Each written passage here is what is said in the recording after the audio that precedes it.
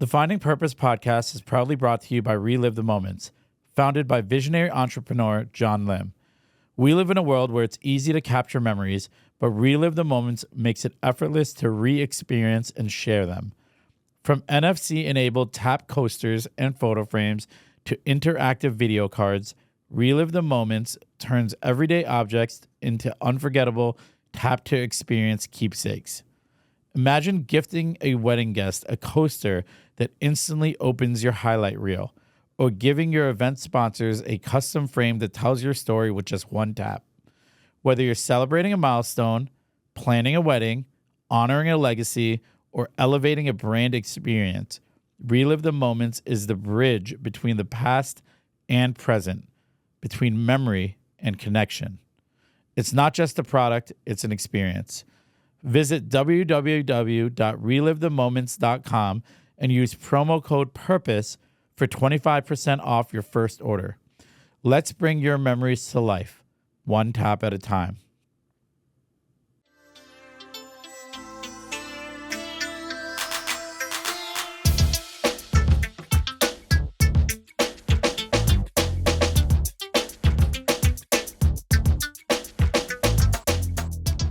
Hey everyone, welcome to the Finding Purpose podcast. I'm your host, Adam Vora, and I'm so grateful to have you here. This podcast is all about exploring the journeys of incredible individuals, people who have faced adversity, found their purpose, and are now making an impact in their communities. But it's also about my journey. Over the years, I've faced my own obstacles, moments of doubt, and struggles with identity. Through it all, I found my purpose in giving back, creating a space where people can detach from the negative emotions and stigmas they may associate with their own stories, just like I did with mine. Here, we have real conversations about growth, resilience, and transformation. Whether you're searching for direction, striving for personal development, or simply looking for a place to feel seen and understood, this is for you. So if these conversations resonate with you, don't forget to subscribe, leave a review, and connect with us on social media. Now let's dive into today's episode. What's going on, everyone? Welcome back to the Finding Purpose podcast. I'm Adam, and I'm so glad you're here. Whether you're tuning in on Apple Podcasts or watching on the official YouTube channel of the Finding Purpose podcast, thank you for continuing to support this mission.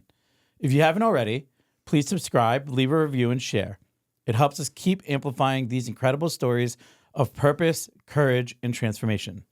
Last week's episode with Laura Beth Collison was all about grit, growth, and the courage to reinvent yourself personally and professionally. And today we're taking that same spirit of reinvention to a global scale with a woman who's redefined what leadership, community, and power look like. Katya Libin is a co-founder of JADEVA, a global movement and membership community devoted to the rise of divine feminine leadership. She's a transformational facilitator, strategic advisor, and experienced curator who bridges the sacred and the strategic, helping visionary women build regenerative, soul-led businesses rooted in sovereignty, abundance, and community. Before launching JADEVA, Katya co-founded Hey Mama, the first and fastest growing membership community for working mothers, empowering tens of thousands of women worldwide through mentorship, networking, and shared support. She also founded KL & Co., where she advises founders and executives on conscious leadership and authentic growth. Her work has been featured on Forbes, Fast Company Inc., and Entrepreneur, and she's been recognized among Forbes' Next 1,000 and No Women's 100 Most Powerful Women. Through JADEVA's retreats, pilgrimages, and training, Katya continues to help women step fully into their radiance, rewriting their wealth and leadership blueprints, and leading movements to transform culture and business alike. This conversation is about alignment, purpose, and power, the kind that's not given but reclaimed. Let's get into it. Hey, thank you. Hey. This has been kind of a few weeks in the making. Yes. Glad that you're here. Happy Halloween. Happy Halloween. You know, though this will probably not debut on Halloween, but at the end of the day, it is Halloween. So I want to wish you a happy Halloween. But, you know, obviously, like, I know your fiance, Daniel. He's just been, like, super powerful. And, you know, I've, you know, watched both of you, you know, via social media, obviously, but I've never really sat down and had a conversation with you. And a close friend and mentor, and Laura is really close with you as well. So I needed to have you on the show. I'm so happy that I have the A+ from Laura and Daniel because they're incredible. And Laura's such a trailblazer. We're so honored to have her in JADEVA. And she really represents exactly the type of women that we're here to serve and help cultivate. Yeah, I mean, like she is a killer. But I'd love to learn more about you and just kind of starting from the beginning, just like your early life, and kind of go from there. Sure. Yeah. Yeah. What do you want to know? Well, wherever you want to start, So, where did you grow up? I grew up in Queens, actually, and then from there moved to the city when I was 17. So a lot of my upbringing was really rooted in being a immigrant. My family came over from Russia when I was 3 years old.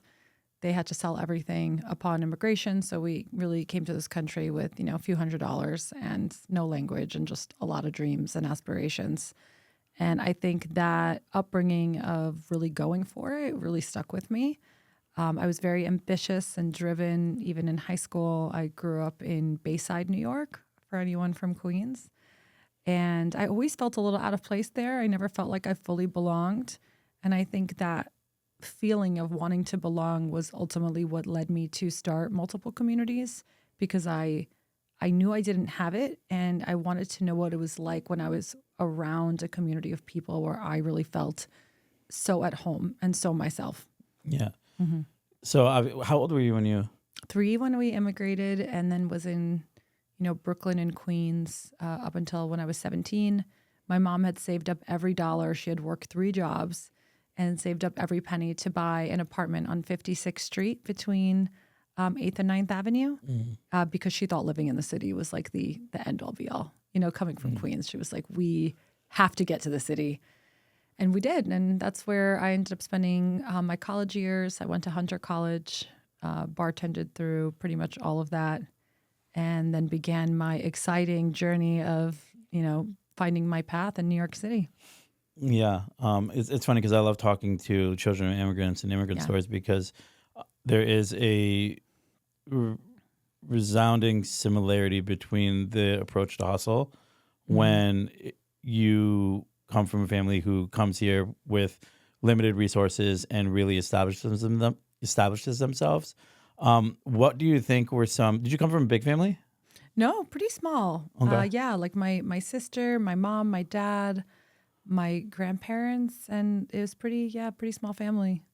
What were like some cultural components that you feel kind of helped with you having that drive? I mean, obviously you said the lacking community that you felt in the beginning was what drove you to build communities. Yeah. What do you think, in particular, maybe from observing your parents, that you took away and applied towards your own endeavors? Yeah, I think two things come through. One is that I felt a sense of community with the Russian immigrants that we had immigrated with. And so our parents would all get together on the weekends, and the kids would be in one room and all the parents would be hosting these dinner parties, and it felt so fun. And then all of that kind of got pulled away from me when my parents divorced. And so the friend group separated, and I stopped really going to those, and I was getting older. And so I always think back to those nights, where the community was coming together, the kids were hanging out, and how important that is for kids to see that, for kids to be in environments where, they're multi-generational, right? And then when I started to have to build my own community, I was like, wow, where are my people? And first off, who am I? So that I can discover like what being around my people even means. And then the second thread line was really about that immigrant drive. My parents never really got to pursue what they truly wanted to in this country. I think they did what they had to do. Yeah. They, went to professions that allowed them to take care of their family, but I don't think they really got to pursue their soul's calling. I don't think that language was really even used at that time, but I did. I got to figure it out, and I felt like that was such a privilege to get to find my own way. And my parents always supported us in pursuing what we really wanted to do, even as other families were more prescriptive of like, be a doctor, be a lawyer, be an accountant, go to something stable. My sister and I and my brother, all three of us became entrepreneurs. And so there must have been something in the water. Yeah. Well, I think it's funny because I had that same kind of pressure, because I don't think if you asked my dad and he talked about his dream, it wasn't to work for IBM for 40 years, right? I mean, he's got a PhD. Yeah. You know, like, so like it was really a concentration in formal education, and then the often urging to be a doctor, lawyer, engineer. Yeah. Right. And, you know, I didn't do any of that. Neither did my sister. And talk a little bit about how parents can sometimes project their own fears onto their children, which can sometimes restrict them. Because I think, had I not always been told growing up that these are the expectations of success that I have for you, that, you know, when I didn't reach those milestones or those career paths, I think it ingrained this component where I almost had a sense of failure until I realized what I actually wanted to do, which was embark on an entrepreneurial journey. Yeah. Such an interesting point. I think there's a dichotomy of immigrant families both being big risk takers and also being really scared of the unknown, because they already had to endure so much to get to this country and they had to give up so much. There's a desire of creating safety. But then for the kids, I actually think there's a desire to just go for it because they don't feel that safety. And that really lies in the struggle with parents maybe wanting something that's a little bit more safe and stable and logical, and maybe the kids just wanting to say, hey, I don't have anything to fall back on anyway, so I might as well just go for it. At least that's how I felt. I was like, there's no trust fund. My mom didn't grow up here or have a sense of how to build a business here or build a career here. My dad didn't either. So the person I really looked to was my sister. She started her company first, and the funny story is that she hired me to help her build her court reporting business.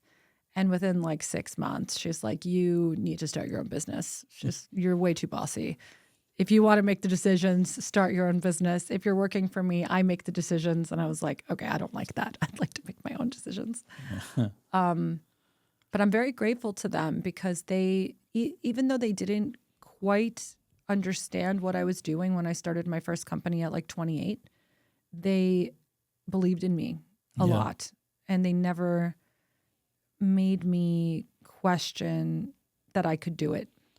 Yeah. I mean, I think it also is that the quote unquote American dream that was sold to them for my family in India was very different, has evolved. You know, it's very different to what can be attainable now to us as entrepreneurs.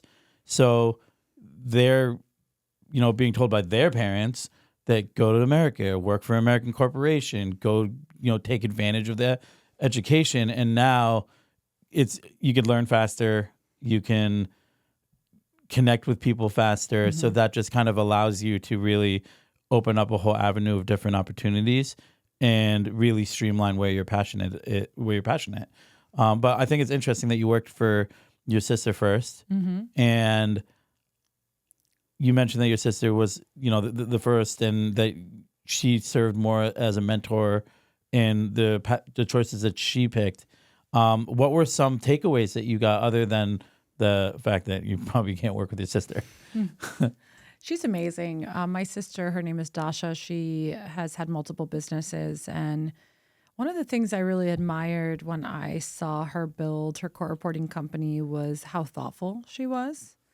Like, she would really go out of the box to cut through the noise and win new clients, you know, like sending incredibly unique gifts and handwritten notes and remembering these little details. Like, she was relentless. I think her and I share a little bit of that, where when we believe in something, we kind of continue to be passionate about it. We're both very passionate people.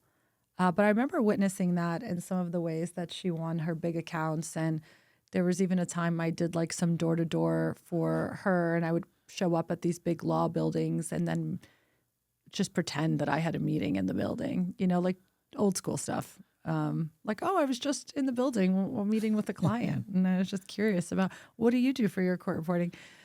But the sales experience that I had was super valuable.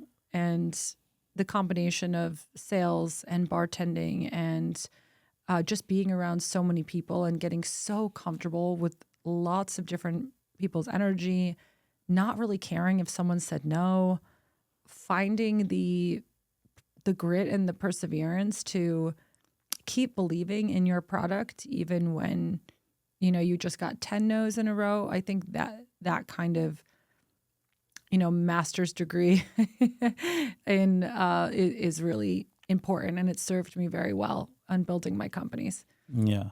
So your calling was building communities Yes. to bring people together. I'm assuming that meant having experience with a vast array of communities prior.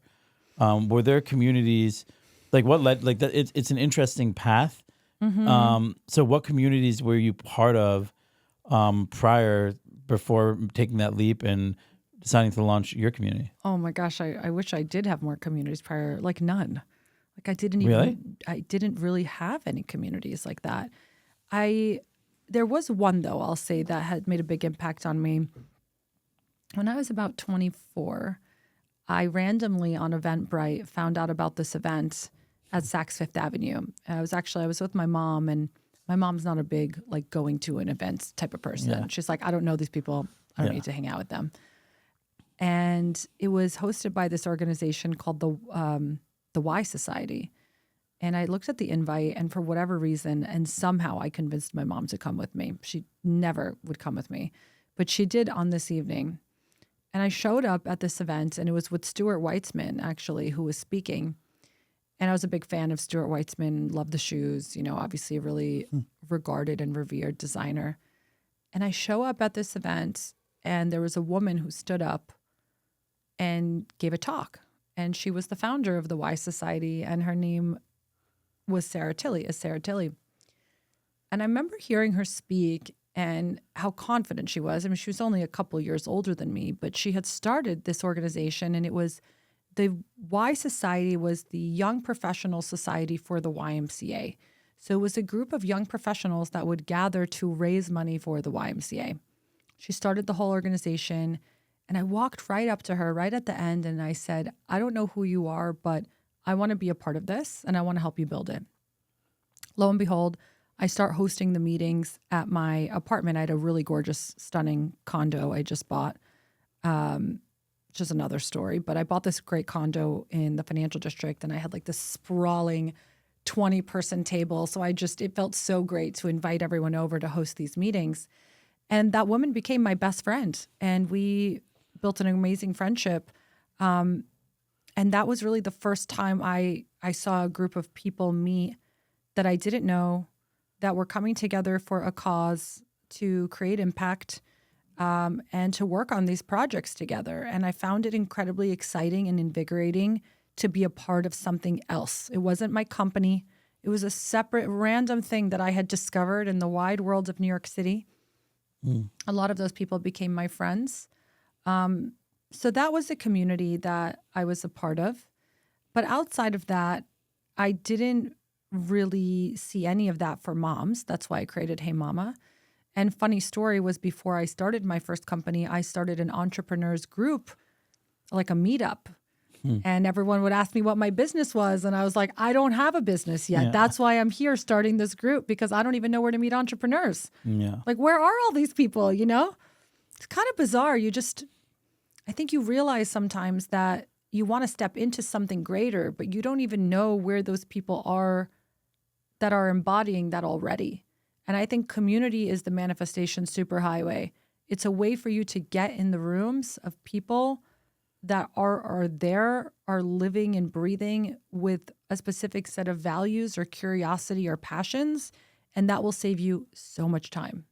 Yeah, I love that. Community is a manifestation of the manifestation superhighway. Yeah, it's one of our principles at JADEVA. That's awesome, and I mean it's super accurate, because the more people you connect with, the more also opportunity that, gets presented to you as well. Yeah, it's a combination of the opportunities you get and the evolution and elevation that you experience. So that's what we focus on, evolution, elevation. A lot of people that I know, they're not just looking to show up at a party, trade business cards, and maybe see that person once in 3 months. They're looking for depth.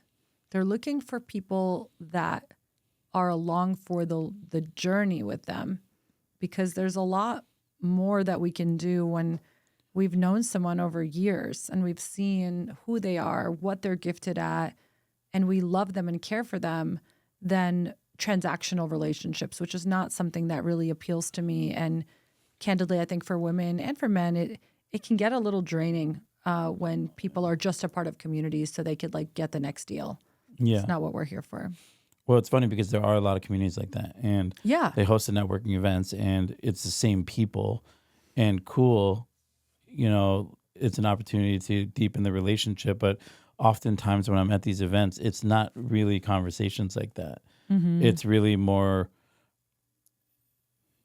a braggadocious kind of ego-driven environment that doesn't really add value to my mission, frankly, and also doesn't really allow me to showcase that deeper interest in getting to know you as a human being and seeing if we could truly collaborate. Yeah. Because you know what? Maybe the service that you're offering I could use, but like, who are you as a person and why are you doing what you're doing? Yeah. And that's something that I think you could tell when someone leads their business that way, and you could tell when they're just, just number crunchers. Yeah. And, more props to the people who are number crunchers and, generating revenue. But like, oftentimes when I meet a business owner and that's the first thing they talk about, how much revenue they did. Well, what's your real why? Because I almost view that as, how far removed are you from that why? And are you at that point where you're just going through the motions now? And I don't really, that doesn't really provide a safe space to foster a meaningful relationship with them. Totally. I think people are getting really savvy about like who's just trying to sell them, and we're not looking for that. We do want to partner with people for our business. Like anyone that has a business at some point needs to hire other people to work with for their business. It's just the nature of like, when you're successful, you're expanding the ways that you kind of execute on your vision, and you're going to bring people into that. But the people we want to do business with, we want to feel like they really get us, like they care for us deeply, not just the numbers, but they actually see why we're doing this, and there's more of that heart and soul connection. And I think that personally, for me, it feels really good to do business with my friends and to bring business to my friends, to women I know, because I trust in multiple parts of like how they're showing up. And it feels like we're on a collective mission together. It's not just mine. It's not just theirs. It's really like this larger vision of how are we elevating consciousness? How are we creating businesses led in the feminine? And when I say led in the feminine, that doesn't mean masculine. That doesn't mean not by men. It means the feminine energy of, caring about other people, of being in integrity with what you say and what you do, of creating win-win situations in your business, right? Just being caring in business, I think, is just so overlooked sometimes when it's all about the deal and the number. And I'm feeling that everyone's ready for a different energy around business that doesn't just almost have us feel like we're being like sucked in by capitalism. Yeah. So your first community was Hey Mama. Yeah. Right. I want to talk about that a little bit, because that was like your first venture. Yeah. And what did you learn the most, not only about the business of community building, but about yourself as an entrepreneur through that experience? Oh, such a good question. I was just looking up a stat the other day about how many women we impacted through Hey Mama, and it was like over 75,000 women. So it felt really empowering to hear that. And I was sitting with that number and thinking about what that meant and how it felt for me building that business. And everyone knows entrepreneurship can be a ride. You know, some days it's up, some days it's down. And what I felt like I didn't have the best handle on building that business was how to self-regulate my own energetic field before going into experiences holding all of this stress energy, really. It was like stress and anxiety and responsibility, and realizing that I didn't really have the tools or the personal support I needed to manage that. So there was like an external presentation, and then there was like what I was dealing with internally. And a lot of times those wouldn't really be in harmony. And so my leadership was really such a lesson, like building a company from just you and your co-founder to 18 employees as a first-time CEO was tough. Yeah. Yeah. You know, one of the things that you just shared about was regulating your personal energetic field. Yeah. And I think that's really, really important to do, particularly if you're trying to build communities that are rooted in deeper connection. Yeah.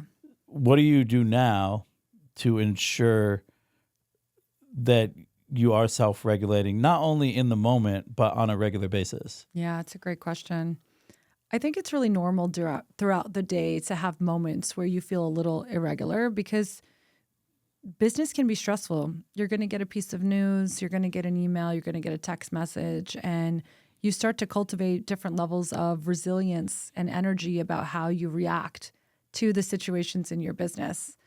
And you'll start to notice like, oh, my nervous system is like, my heart rate's elevating. Yeah. I'm feeling a little stressed now. That wasn't the answer that I wanted. How is this energy going to be either carried over into the next part of the day, or am I going to use somatic tools to help me move through it? So my biggest hack is going outside, because nature will automatically ground you. The nature runs at like a 532 frequency-ish. So if I just do nothing but go outside and put my feet on the ground and take 5 deep breaths, I'll naturally be able to regulate my body. But tapping has been great, dancing, calling a friend, really like drinking a cup of water really slowly and just letting myself feel whatever I'm feeling. The key for me is just slowing down a little bit when I'm noticing that escalation, because if I take that energy and then I just move on to the next meeting, you don't realize how contagious energy is. Mm. And as a CEO, you're really the chief energy officer of your business. Yeah. Mm-hmm. No, I love that answer. And, one of the things that you mentioned getting an email or something happening, but one of the biggest things that can really attribute to an energy shift is obviously the people that you cross paths with on a daily basis. And I'm speaking from personal experience. Like, I've had clients that their energy is so opposite of what my energy is. Mm-hmm. I'm not an anxious person. I'm not always worried. I don't always feel like I'm on the gun. I usually take things as they come, process it, and get it done. That's just kind of how I am. Yeah. It's just, I don't find that there's anything for me to really lose my shit over. Yeah. Frankly, that's great. That's it's not the end of the world. Whatever problems I'm facing, there's resolvable. And there's also certain people who can make smaller things feel bigger things, crazy, and they have an anxious energy. And that is something that I immediately kind of shut down around. What do you do when you're faced with that and it's such an opposite energy, but it is a client who you do care about? How do you handle those type of situations? Yeah, it's a great question. I think my biggest learning is that if I'm regulated, then when I get on the phone with someone, I have the ability to really influence their energy. So even if I slow my voice down, that really, really works, because people respond well to a slower voice. They start to feel calmer. If I'm coming with a place of curiosity and just listening, they feel heard. Those little tactics are not just make me feel better when I'm really stressed out and I'm calling someone. I think it's like a signal to that other person that you're safe. You can have your feeling. And now where do we go from here? Luckily, I'm building an organization that's centered around divine feminine leadership. So a lot of our members are pretty reasonable and really amazing and really aware. So they're less reactive, I'd say. That doesn't mean they might not get, have desires or preferences or sometimes get frustrated. But generally, I'm so in awe and pleasantly surprised of the women that are called to our community and how they, I think how they try to handle themselves and sort of navigate disappointment or even different challenges that they're experiencing is really like a, hey, like I'm struggling with this, like, can we talk about it? And I think one of the principles of conscious leadership that I've learned about and has really changed the game is just not blaming, right? Like everything's a lesson for us. And there's no benefit in really blaming or using language that gets people on the defensive. So it's been refreshing to see people be better communicators, and on the chances that it does happen, candidly, there are times I don't have the cool, calm, collected response. There are times you're going to get upset and just you feel their energy and you feel that and you can react. And still, those examples are beautiful because we're never going to be the perfect leaders. That's not the point. It's just about how we learn from the signals our body is giving us and how it all feels to take that information and use it for the next time. I love that. And that was basically me asking you for advice. Quick break to shout out our sponsor, Relive the Moments. Founded by John Lim, they're redefining how we share memories. From tap-to-play photo frames to interactive coasters, they turn ordinary objects into powerful, shareable experiences. Perfect for weddings, events, or milestone moments. Relive, reconnect, reimagine. Check them out at www.relivethemoments.com. Now back to the show. So, you talked about conscious leadership. Yeah. And, the importance of how you communicate. And that was really actually added a lot of value for me because sometimes in those moments when the energy is off from someone else, rather than let my energy spill into them, I let their energy spill into me. Yeah. And then I find my energy off. And then I get into my own head as to why am I feeling this way? Yeah. Why am I reactive when I'm normally not? Why do I it throws me the whole day off. Oh, yeah. And one of the things for me that I am pretty good at is compartmentalizing moments, particularly moments that have that negative energy, stowing them away and moving on. And it does, for me, like it's a lot, movement helps, move muscle, change of thought. That has always been a useful tool. And then leaning into other tools like meditation, journaling, just the breathing, frankly, has been like the most integral tool because I don't need anything for it. And I can just pause throughout the day. And I think that has allowed me to reset, but also look internally. Yeah. And say, hey, what could I have done differently here? How could I have communicated this differently where it could be received by them in a way that doesn't cause their energy to just, go off the chains? Yes. And I think that's really essential for leadership. And one of the things that you had said earlier on was like just conscious leadership and you mentioned pillars of it. What are other key pillars that you use for conscious leadership that allows you to be successful when managing people and being around different personalities? Yeah, it's a great question. One of the other ones that I really like is about radical accountability. This one is life-changing. Naturally, people can be pretty defensive, right? Like we've all had that moment where someone's coming to us and says something, and the first instinct is like, turtle shell, that's not true, you don't get it, let me protect myself. And there are many moments in leadership where we mess up. It's inevitable. We're going to mess up and make mistakes. And I think it was such a huge breakthrough for me when I realized that radical accountability would significantly decrease the length of a situation. It would improve the outcome of a situation, and it would allow me to actually showcase better leadership than if the mistake never happened. And what I mean by that is you're going to have times when you mess up, where you made a mistake, or, you did something that you felt could have been done differently. You dropped the ball, you forgot something. It happens. And what's really powerful for leaders is where they can model just taking complete ownership and showing that that's possible really is inspiring to other people, because they need to see that the next time they've actually stumbled and fell, and they want to know that it's safe to make mistakes. So I think radical accountability is great in your personal life as well. And if you want to see and you want to test this out, I'll give you my biggest life hack really is that when you're in an argument with someone, I'm imagining some of the listeners and watchers here have arguments, right? Like, Yeah. Does anyone have an argument like in the past week with someone? Just raise your hand quietly if you've had any argument with someone. And just try the next time you're in one of those situations and you're hearing the person, just try saying, "You're right."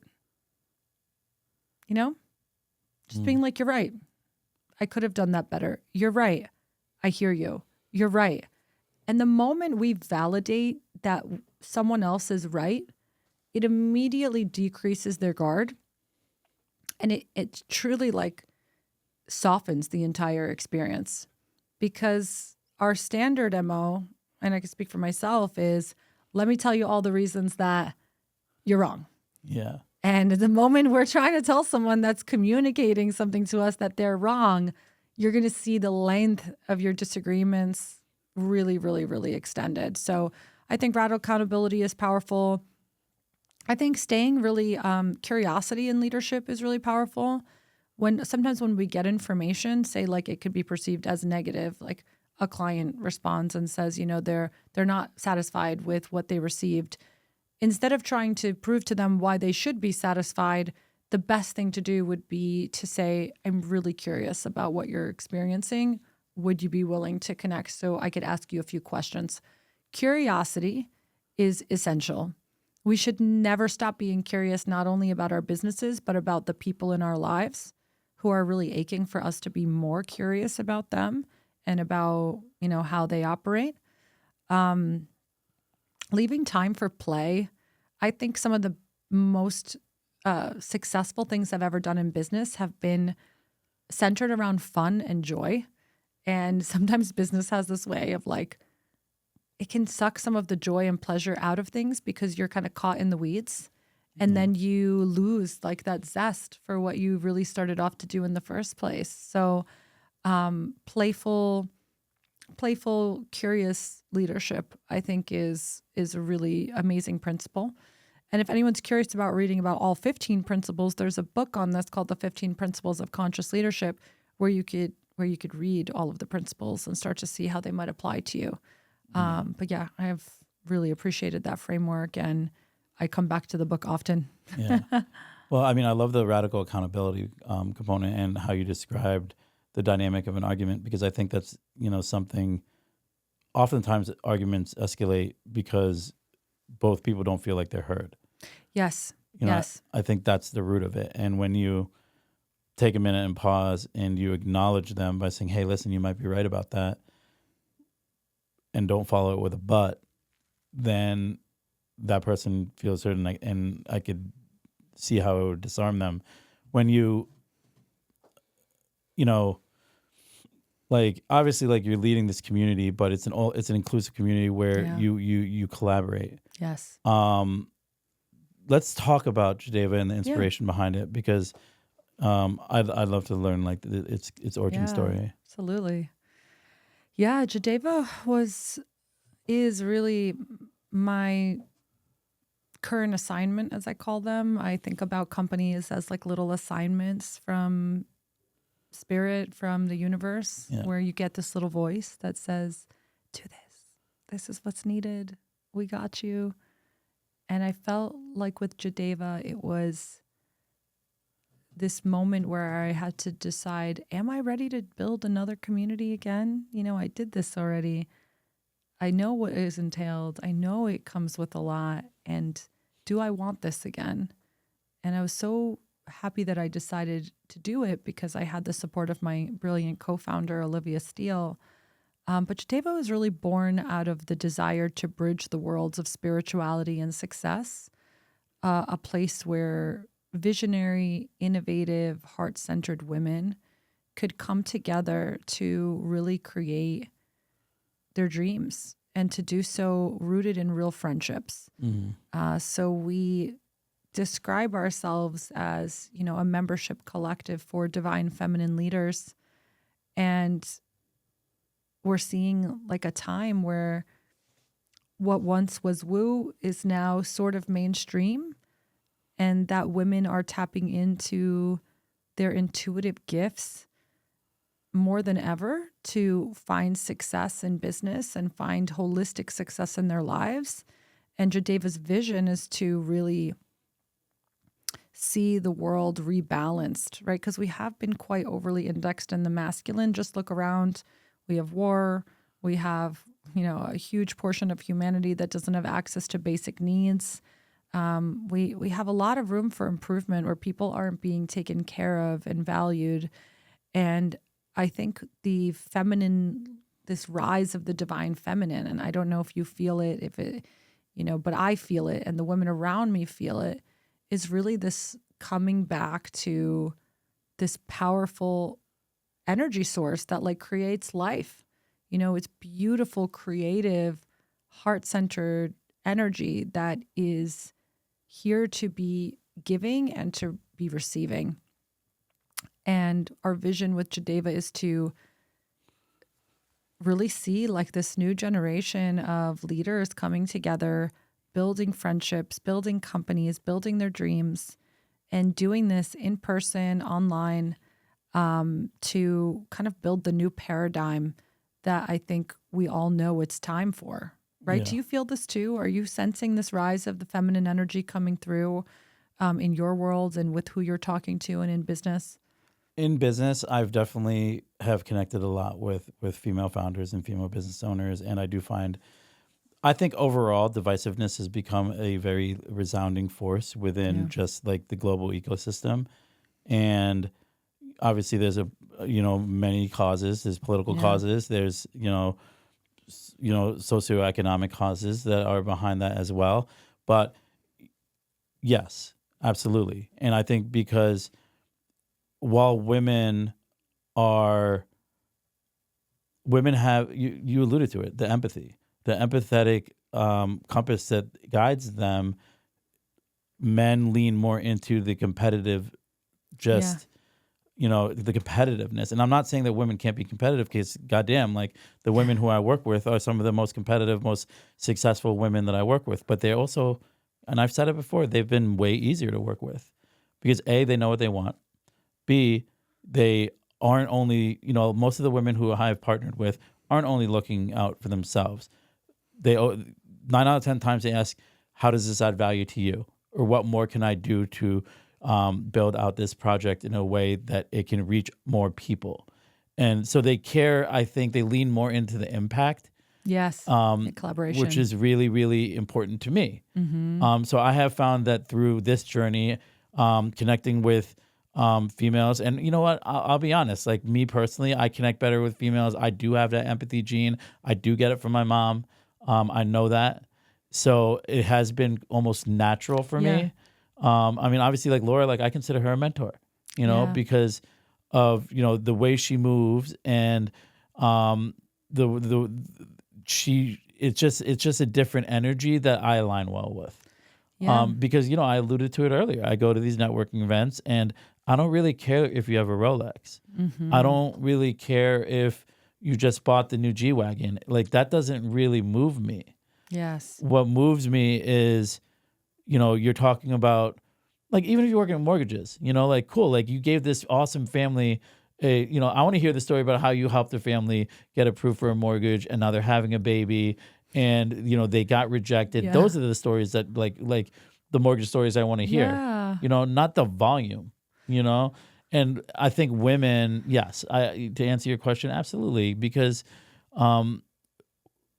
lately, it used to be sex cells. Now it's very much fear cells, anger cells, divisiveness cells. And people are capitalizing it at just a crazy rate where, like the divine feminine energy, with empathy being that guiding Yeah. light. Yeah, we need more of that.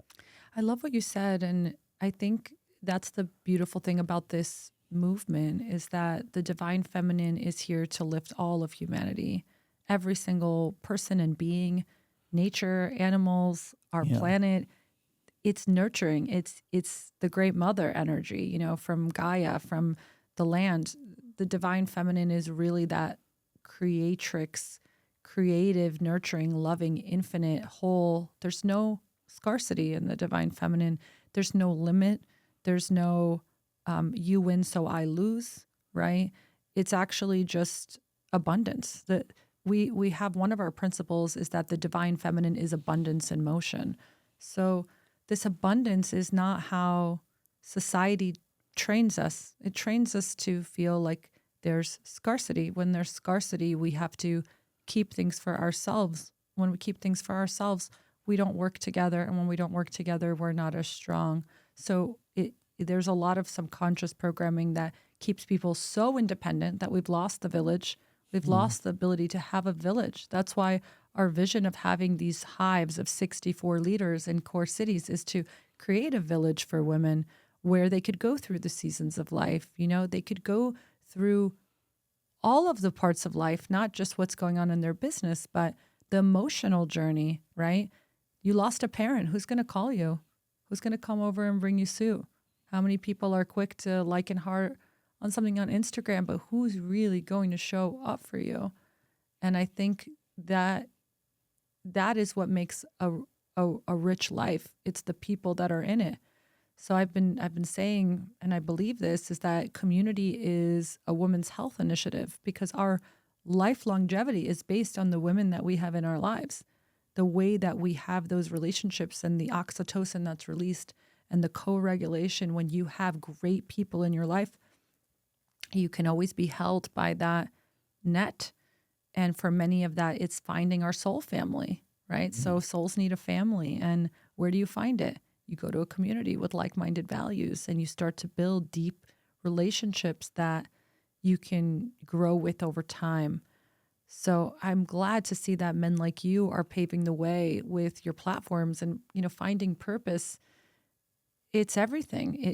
It adds like the perfume of meaning, to a life that could feel a little bit just monotonous and you're going through the motions. And I do think purpose it's both masculine and feminine. I think executing on purpose can be a little bit more masculine, but maybe the actual like sense of purpose and that energy, it does feel like it really comes to us. And then it's our opportunity and our even responsibility to be brave enough to live on purpose. Yeah. And I completely agree. And I love how you talked about leaning into abundance. Yes. And we're, trained to now feel that there's scarcity around us when there's abundance everywhere, as long as you're looking in the right places and you know what actually fills you. Yeah. And I think there's also a lot of, outside voices talking, like defining abundance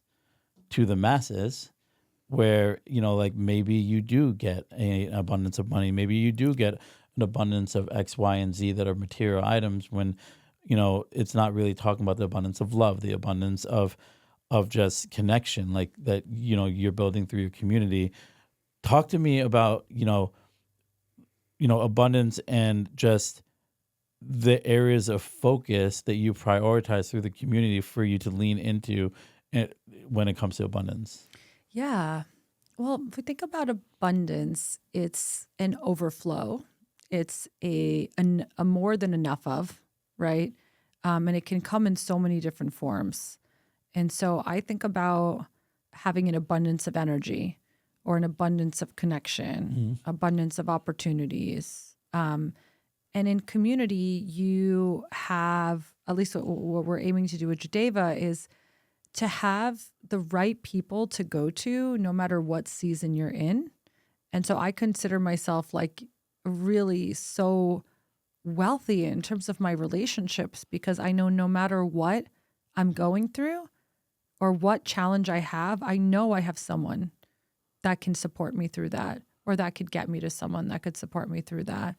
And access is power, you know, so really having that access. And that could literally mean someone's like, I need to connect with a charity in Kenya to, you know, do you know someone in Abu Dhabi that does this, to I want to get my company acquired, to I'm looking to launch a TV show. Any question like that I can have answered for someone through my community. So broad globally. It's very powerful. Yeah. You know what I mean? And we think about that because our dreams, like I want to create a physical product, or I want to launch a podcast, or write a book, or create an event. They're all things that other people have either tried to do before. And so we could either try to do everything on our own, or we could save ourselves a whole bunch of steps and get to the right people that don't just believe in us and want to see us succeed. I think that's abundance.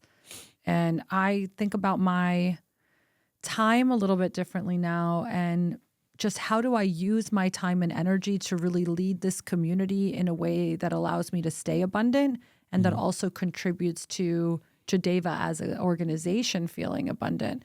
And that's something I'm kind of, you know, still working through is that discernment of like how to spend my energy. Yeah. Yeah. And I love how, I mean, you define abundance as being able to connect with, well, one of the definitions, not like the overall definition, like the ability to have access to people who have the answers that you don't. And I think that's really important because that, you're right, it is power in a sense where you can steer people in the right direction to get the solutions they want at a faster pace. You know, for me also, you know, it's really important to have communities where no matter what problem I'm going through, there's somebody else who has walked that same path. Yes. You know, and I think that's something that, you know, I've been, you know, leaning into. You know, I lean into it through like my recovery community, through my professional development community, through the podcast community that I'm building. And it's cool because having that peace of mind, knowing that no problem I have is that life altering and life shaking because there is someone who's climbed that mountain before. Yeah. And I think as I was hearing you recap, you know, there's the challenge of trying to figure out how we build what we want to build. And then there's who are we in that process? And what we really crave is someone to meet us at our point in the journey and to really understand, you know, what we're also going through emotionally, energetically, mindset-wise, physically, right? It's not just like create a TV show. It's like be the person that can hold the abundance and the vision of creating that TV show. Like be the person that could hold this. And I think a lot about capacity. So community is amazing because if you're in a vetted community of like-minded leaders, it's the lessons and the wisdom that are priceless. The tactics are also super helpful, you know, but we're whole beings. So how to do it and juggle a family is a whole experience that you might have one conversation with someone or a cup of tea in the afternoon, and that conversation might give you the download, the insight, the revelation, the breakthrough that sets you off for your next 10 years. Yeah. You know, it's really powerful feeling to listen for the answers within yourself, but also be around wise, heart-centered, smart, successful people that can help impart on you their stories. Yeah. And, you know, one of the things I also love about JADEVA is bridging the spiritual component into business, because I think, you know, speaking from personal experience, I didn't really have spiritual fitness. And I think mental fitness and emotional fitness and physical fitness are all important, but spiritual fitness is the underlying force behind who we really are and how we represent ourselves, both personally and also in our profession. And, that was discovered as I really hit a dark path and I had nothing else to lean on. Yeah. So, that spiritual component leading into that spiritual element is what saved me from the darkest version of myself. So Wow. now it's really important for me to continue to feed that that spiritual being inside of me and make sure that I'm spiritually fit to be present in moments in all aspects of my life. Yeah. So, incorporating that into a business community, I think is absolutely beautiful. Thank you. And what do you do on a daily basis to maintain spiritual fitness so you can be present as a leader with JADEVA, as a fiance to my buddy Daniel Sears, as a mother? Yeah. Yeah. Shout out to Daniel. Shout out to Daniel. Such a gem. I will say one of the most profound things I've done recently, and it's been about 2.5, 3 months that I've been doing this pretty consistently, almost every day, is waking up with the sunrise.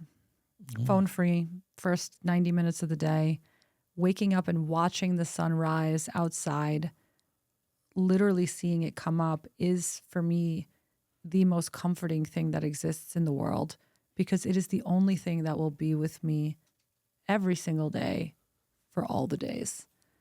And it's wild when you think about the sunrise like that, because it is the most consistent thing in the world. Like if it's cloudy, you still know the sun is rising and is setting. It rises in the east, it sets in the west. God willing, like that is the... That's never going to change. That's never going to change, And like when you think about it that way, it's literally the light is coming up. The light is coming up and it's giving you the light. It's trying to fill your body with the light codes to help you grow, to help you nourish yourself, to help you spread your light. And so if you get into a relationship with the sun as a co-creator, just like we have a strong relationship with the moon, but to me right now, it's a lot about the sun. Plus vitamin D. # we need our vitamin D. That's important. But getting up with the sun is such a ritual. And I dance, I sing by myself, like everyone is, doing their own thing. I journal, I talk to my guides, I'll do breath. Sometimes I'll just stare at the trees. It really looks different, but the core for me is how much of just living life can I do before I get into do mode? And what happens is that in those first 90 minutes, naturally, as soon as you're like, don't work, don't think about work, all that wants to come through sometimes is like the things that you have to do. It's like this, it's almost this gentle awareness of your mind trying to get into that doing mode and you saying, not right now. It's just my time to look at the trees. This is my time to be in gratitude. And I'll get to that. I have the whole day to get shit done. Sorry, that's cursing here. My whole day to get shit done. Can I not spend 90 minutes just like, being Cinderella here, running around my land, singing? That works for me. And journaling every morning is just such a strong practice because you have so much going on in your head that when you get it out through writing, you get it out through the spoken word, even if you're talking to yourself, it really helps flush out a lot of those fears, limiting beliefs, worries, so that you can move into that higher vibration.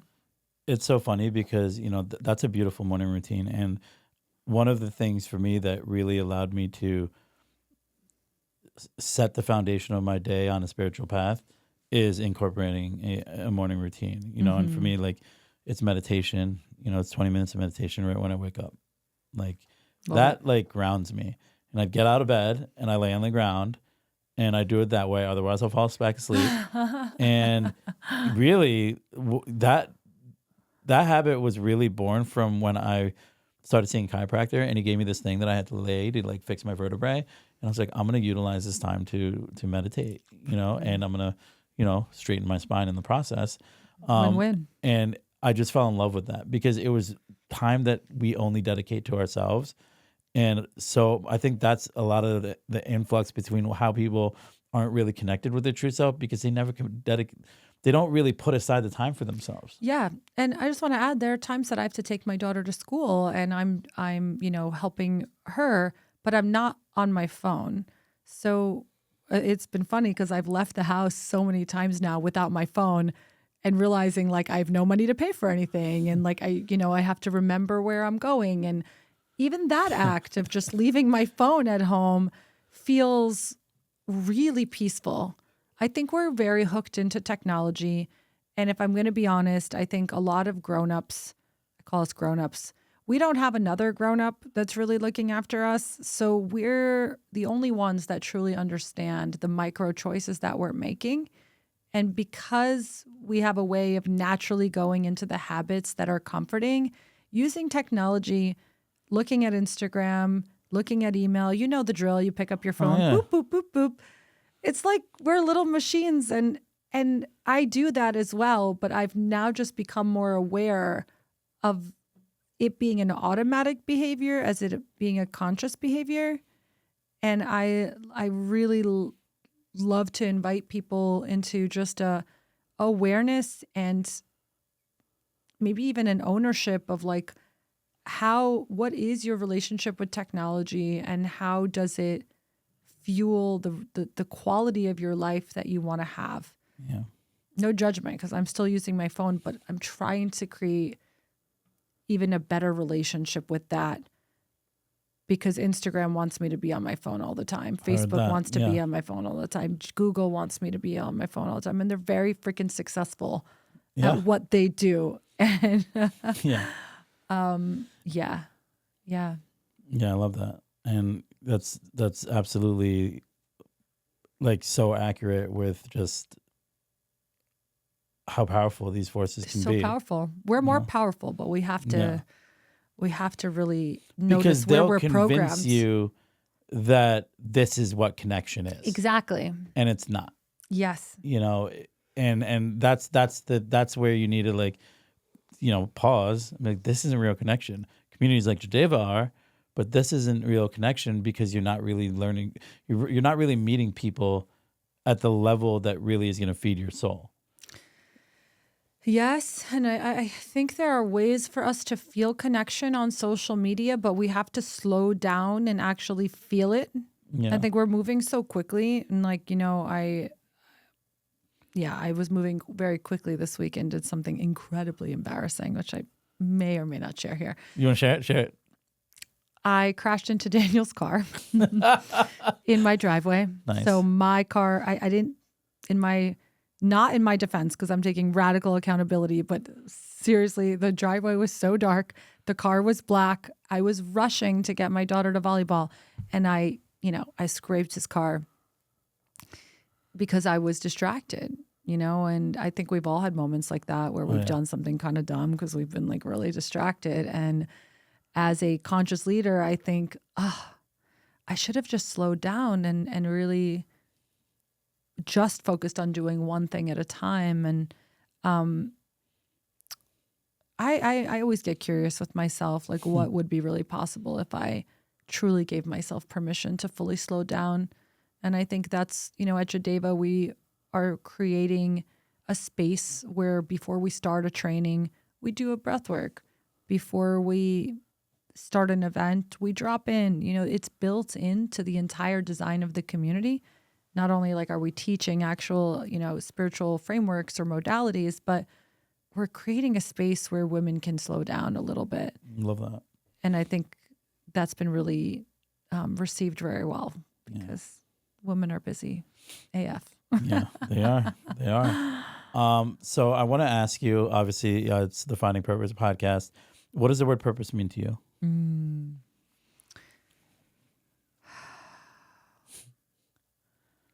I think purpose for me is the map. It's like the whole map of where I'm going and why I'm going there. It's like I don't need to know exactly where on the map I'm going. I just need to know that the whole map, I designed it based on my purpose. And for me, that map is around rebuilding this new world through a more feminine lens and helping women 10x their power through sisterhood. I think I've just really honed in on that. It's what lights me up every day. It's what keeps me going when things are challenging and they're stressful. And it feels like it's been uniquely given to me, this specific one. People might have many different varieties that are complementary and similar, but this specific flavor has been given to me. And I'm just so grateful because I love living on purpose. I love that. What advice would you give to someone on that journey of finding purpose?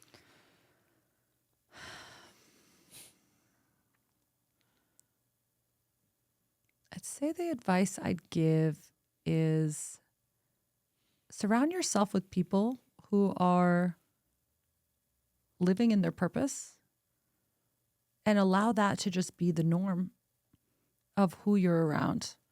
Because when you're around people that are really passionate about their why, it will naturally allow you to see that this is really the point. You know, it's not about the dollars and the cents and the numbers. Like, it's really, we're all here to help people. It's that simple.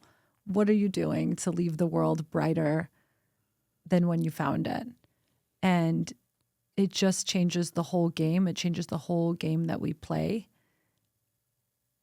Yeah, find the right people. I always say your network isn't your net worth. Your network is your self-worth. I love that. Katya Libin, thank you so much for joining us here on this Halloween Eve. What's your daughter going to be for Halloween? She was a cow this morning. She's going to be a ladybug this evening. Oh, look at that. Staying in the animal Moonlights as a family. ladybug. All right. If you can, please speak to my audience and let them know what you're working on, what you have upcoming, how they can reach you. Yeah. If you're curious to learn more about JADEVA, you could head over to our website. It's jadeva.us, and you can take a quiz and learn more about the different products and pathways we have. If you're looking for an incredible mentor or coach that can bridge spirituality and business and power, I do take on a small number of one-to-one mentorships.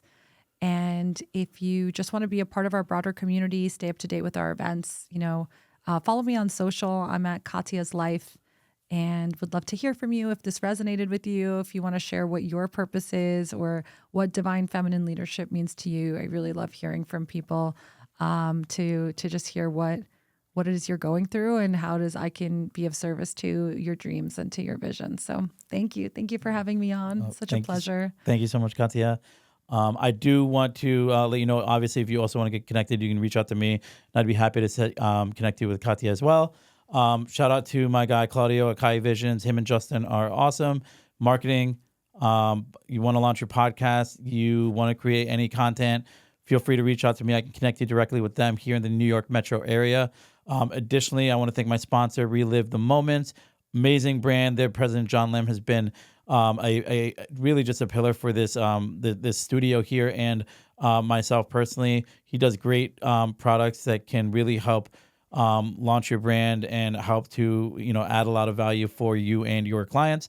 Feel free to reach out to me. I'd be happy to connect you with him. You might have seen the commercials in the intro and in the middle of the episode. And last but not least, thank you all for continuing to engage, like, comment, sharing, subscribing. I'd really encourage you to subscribe to the YouTube channel as we continue to build this purpose-driven community and hopefully have an impact on folks who are either on that journey or, wanting to embark. So feel free to reach out to me, www.adamvora.com, ADAMVOHRA, and it's AdamVora_ on Instagram. Thank you so much, and until next time.